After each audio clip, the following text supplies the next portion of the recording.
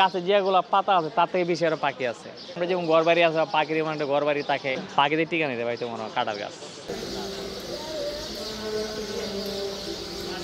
পাখিগুলি প্রায় 1 বছর ধরে এই টাইমে পাখিগুলো আসে, চিল্লাচিল্লি শুরু করে, আবার প্রায় আধা ঘন্টা চিল্লাবে, এরপর আর চুপচাপ বসে থাকবে।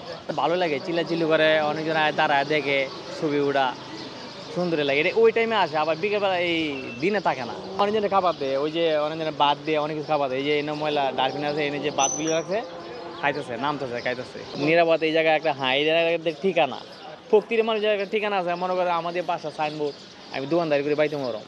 এই ভ্রমণ ভক্তির জিনিসে অনেক সকালবেলা যা খাইতে জায়গা, যার যে কাজের জায়গা খাইতে যা থাকায় না, একটা টান আছে।